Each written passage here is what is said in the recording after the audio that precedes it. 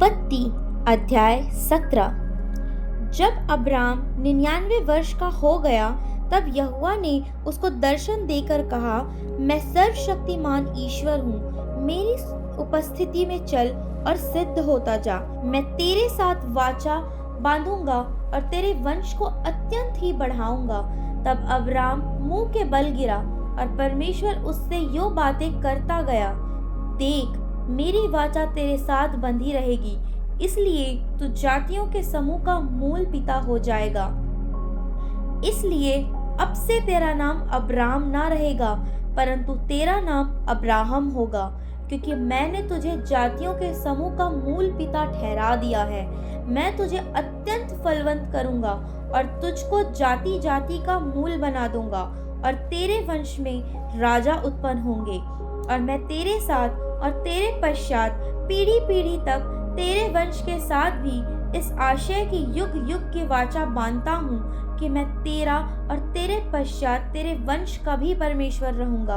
और मैं तुझको और तेरे पश्चात तेरे वंश को भी यह सारा कनान देश जिसमें तू परदेशी होकर रहता है इस रीति दूंगा कि वह युग युग उनकी निज भूमि रहेगी, और मैं उनका परमेश्वर रहूंगा। फिर परमेश्वर ने अब्राहम से कहा, तू भी मेरे साथ बंधी हुई वाचा का पालन करना। तू और तेरे पश्चात तेरा वंश भी अपनी अपनी पीढ़ी में उसका पालन करें। मेरे साथ बंधी हुई वाचा जिसका पालन तुझे और तेरे पश्चात तेरे वंश को करना पड़ेगा वह ये है, तुम में से एक एक पुरुष का खतना हो। तुम अपनी अपनी खलड़ी का खतना करा लेना। जो वाचा मेरे और तुम्हारे बीच में है उसका यही चिन्ह होगा।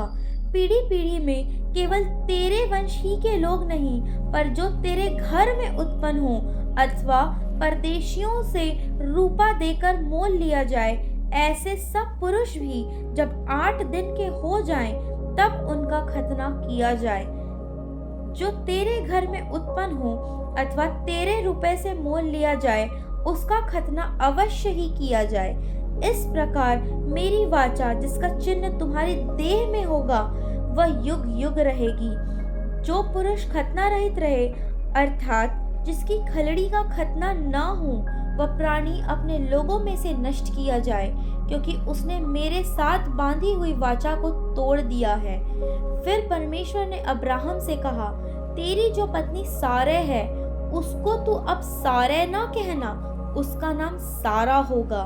मैं उसको आशीष दूंगा और तुझको उसके द्वारा एक पुत्र दूंगा, और मैं उसको ऐसी आशीष दूंगा कि वह जाति जाति की मूल माता हो जाएगी, और उसके वंश में राज्य राज्य के राजा उत्पन्न होंगे। तब अब्राहम मुंह के बल गिर पड़ा और हंसा और मन ही मन कहने लगा, क्या 100 वर्ष के पुरुष के भी संतान होगी?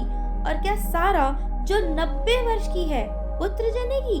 और अब्राहम ने परमेश्वर से कहा, इश्माइल तेरी दृष्टि में बना रहे, यही बहुत है। तब परमेश्वर ने कहा, निश्चय तेरी पत्नी सारा के तुझसे एक पुत्र उत्पन्न होगा, और तू उसका नाम इसहाक रखना, और मैं उसके साथ ऐसी वाचा बांधूंगा जो उसके पश्चात उसके वंश के लिए युग युग की वाचा होगी। इश्माइल के विषय में भी मैंने तेरी सुनी है।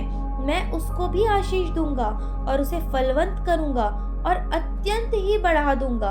उससे 12 प्रधान उत्पन्न होंगे, और मैं उससे एक बड़ी जाति बनाऊंगा।